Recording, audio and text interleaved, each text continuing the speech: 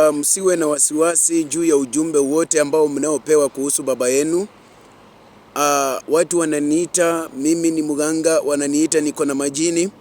Watu wananiita majina ambayo hayafai. Lakini ninaamini ya kwamba huyu Mungu ninayemwabudu ni Mungu ambaye anaweza kila kitu. Saizi jinsi ambavyo ninavyozungumza na nyinyi watoto wangu, niko kichakani kwa ajili ya kuweza kuwaombea. Na watu wengi wananiita majina yasiyofaa, na mimi ninafahamu ya kwamba Mungu wa Emmanuel yupo. Ninafahamu ya kwamba Mungu wa Emmanuel anaishi. Ninafahamu ya kwamba Mungu wa Emmanuel sio kiziwi. Ninafahamu fika Mungu wa Emmanuel sio kipofu. Mungu wa Emmanuel mkono wake unafika kweli kweli sawa sawa na mapenzi yake. Ninapomuomba Mungu, Mungu anatimiza. Ninapomuomba Mungu, anatenda kazi.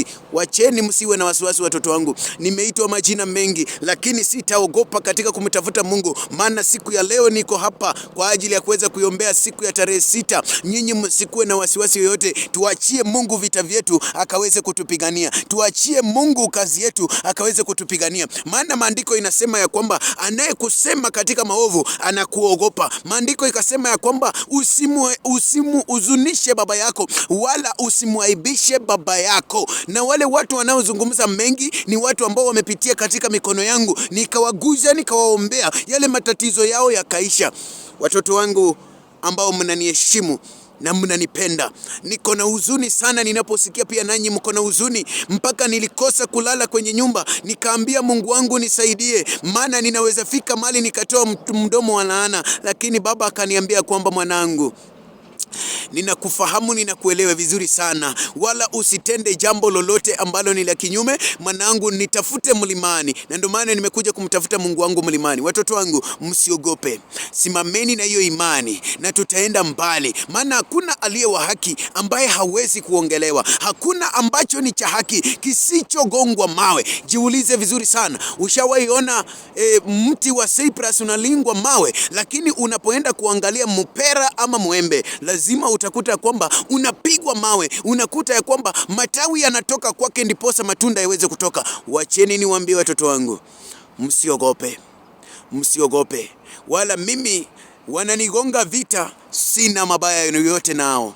Mimi chochote wanachokisema, mimi ninakubaliana nao, maana ninajua kwamba ninayemtumikia na ninayemwabudu yeye yuko hai.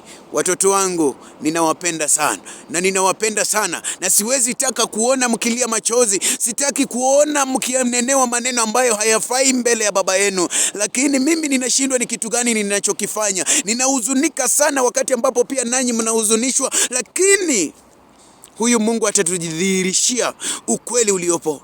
Kama kweli kabisa baba yenu niko na irisi, kama kweli baba yenu ninaabudu miungu, kama kweli baba yenu ninafanya jambo lililo kinyume, ninawaambia watoto wangu, Mungu atajidhihirishia kwenu. Na hakika hakuna mwenye haki ambaye hatakuja kuongelewa.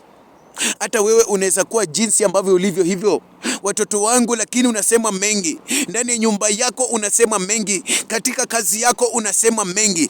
Basi hata hivyo ndivyo mimi baba yenu ninavyosemwa mambo yasiyofaa. Ninaamini Mungu.